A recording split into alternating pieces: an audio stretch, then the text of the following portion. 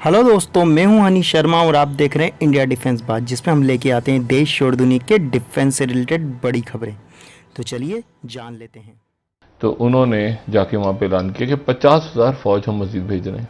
पूरी जंग की तैयारी है, बड़ी जंग की तैयारी चाइना के साथ। आज जो इन्होंने ऐलान कर दिया मूवमेंट्स का, उससे में है इंडिया, वो नाराज हैं, कुछ कर नहीं पा रहा डॉक्टर साहब। कुछ गुस्से में, हाँ कुछ गुस्से में लग रहे हैं राजनाथ जी और बाकी लोग। दोस्तों, भारतीय सेना ने अब अपनी सोच में बहुत बड़ा बदलाव कर दिया है। यानी जिन सैनिकों की नज़रें पाकिस्तान पर गड़ी रहती थी, अब वही सैनिक चीन पर नज़र रखेंगे। आप कह सकते हैं कि आज़ादी के बाद भारत की रक्षा नीति में किए गए ये सबसे आक्रामक और ऐतिहासिक बदलाव है।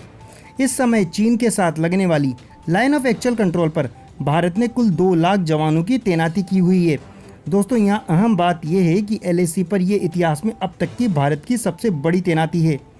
इतनी तैनाती तो भारत ने 1962 इंडिया चाइना वॉर के समय भी नहीं की थी, और इन सैनिकों में भी 50,000 को अभी ही तैनात किया गया है।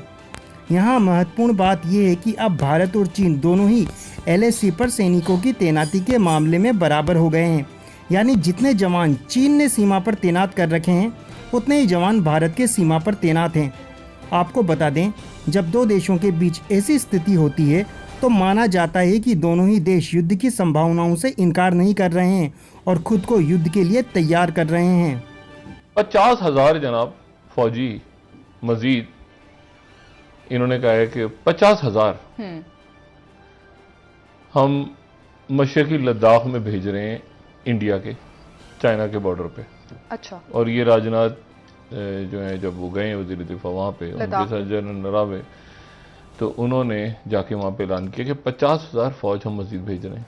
पूरी जंग की तैयारी है, बड़ी जंग की तैयारी चाइना के साथ। आज जो इन्होंने ऐलान कर दिया मूवमेंट्स का, उससे में है इंडिया, वो नाराज हैं, कुछ कर नहीं पा रहा डॉक्टर साहब। कुछ गुस्से में, हाँ कुछ गुस्से में लग रहे हैं राजनाथ जी और बाकी लोग। एक जलालाबाद और एक हरात, और ये बंद किए गए हैं, ये इंडिया के, भारत के, क्योंकि भारत की सिक्योरिटी कौन लेगा। भारत ने अपना राब्ता बेहतर करने की कोशिश की तालिबान से, जो खबरें आई थी, और खबरें गलत नहीं थी, खबरें दुरुस्त थी। इनका जो कतर के अंदर जो कुछ तालिबान की शख्सियातें जो कहती हैं कि ठीक है हम भारत के साथ भी बात कर लें, लेकिन जो ग्राउंड के ऊपर तालिबान हैं वो भारत की प्रेजेंस नहीं चाहते। बहुत सारे ग्रुप्स हैं, पाकिस्तान की भी प्रेजेंस नहीं चाहते बहुत से ग्रुप्स, मतलब वो तहरीक तालिबान पाकिस्तान, और मतलब कई, मतलब मैंने कहा ना, बहुत से स्टेक होल्डर्स हैं इस पूरे खेल में। लेकिन अब अफगानिस्तान का सिस्टम जो है कोलैप्स हो रहा है। अच्छा, और अशरफ, अब यानी आप ये देखें कि इन हालात में भी वो जाके वहाँ पे उनकी तस्वीरें हंस रहे हैं और हाथ मिला रहे हैं और उनके होटलों में ठहर रहे हैं अमेरिका के, मतलब बिल्कुल कोई लिहाज नहीं किया। और वो कह रहे हैं कि भाई आपने अफगानिस्तान में, और पीछे खबर आ रही है कि जी वो इतने डिस्ट्रिक्ट्स हाथ से निकल गए और इतने ये हो गया और वो हो गया, और वहाँ जाके आप 51 लोगों के साथ बैठे हुए हैं और उन्हें कोविड पॉजिटिव निकल रहे हैं लोग। अच्छा, अब ये तो हो गई यहाँ की बात। 50,000 जनाब फौजी मजीद, इन्होंने कहा है कि 50,000 हम मशरकी लद्दाख में भेज रहे हैं, इंडिया के चाइना के बॉर्डर पे।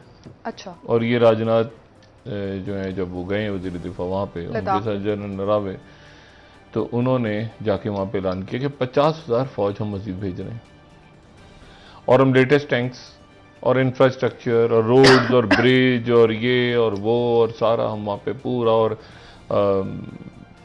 Kerosene oil 1 lakh kilo ton शायद, या उससे भी ज़्यादा, राशन, और पूरा सर्दियों के लिए पूरी जंग की तैयारी है, बड़ी जंग की तैयारी चाइना के साथ। चाइना का उसके ऊपर कोई रिस्पांस नहीं आया। 3 दिन पहले एक मुलाकात हुई थी, एक राब्ता हुआ था, और ये प्लान था कि शायद दोबारा फौजी लेवल पे बात हो। दोस्तों, अब बात करते हैं हमारी अगली खबर की। दोस्तों, आपको बता दें, तालिबान के साथ भारत की बातचीत ने पाकिस्तान को परेशान कर दिया है। सोमवार को एक समाचार कार्यक्रम पर एक सवाल के जवाब में पाकिस्तान के राष्ट्रीय सुरक्षा सलाहकार मोईद यूसुफ ने कहा कि भारत को तालिबान के साथ बातचीत करने में शर्म आनी चाहिए। साथ ही मोईद यूसुफ ने यह भी कह दिया कि जो भारतीय उच्च अधिकारी दोहा में तालिबान के साथ मिले वह बहुत बचकाना था। अब ये मोईद यूसुफ ही बता सकते हैं कि उन्हें इसमें क्या बचकाना दिखा। क्या इमरान खान का अपनी पार्लियामेंट में एक अपराधी को शहीद करना बचकाना नहीं था, या जो उनके मंत्री पाव पाव भर के एटम बम की बात करते हैं, क्या वह बचकाना नहीं है? दोस्तों, मोईद यूसुफ के मिर्ची लगने की सबसे बड़ी वजह है भारत का तालिबान के साथ भी बातचीत शुरू करना।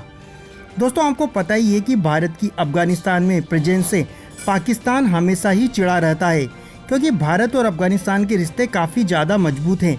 वहीं दोस्तों, पाकिस्तान अफगानिस्तान की सरकार से ज़्यादा तालिबान से रिश्ते बनाए हुए बैठा है।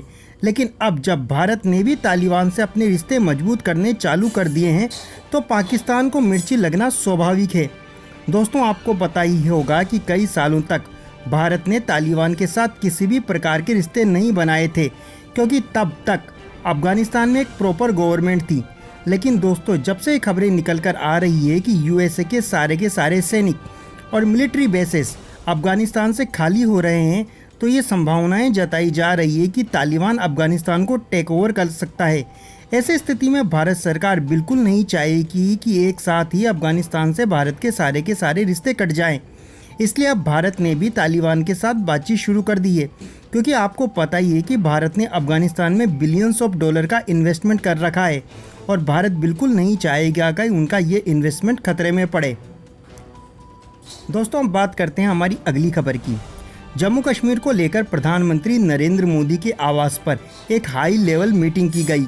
इसमें गृह मंत्री अमित शाह, रक्षा मंत्री राजनाथ सिंह और राष्ट्रीय सुरक्षा सलाहकार अजीत डोभाल मौजूद रहे। करीब 1.5 घंटे चली इस बैठक में रक्षा क्षेत्र में बलों को आधुनिक उपकरणों से लैस करने और भविष्य की चुनौतियों पर चर्चा की गई। इससे पहले रक्षा मंत्री राजनाथ सिंह को एयरफोर्स चीफ ने ब्रीफ किया।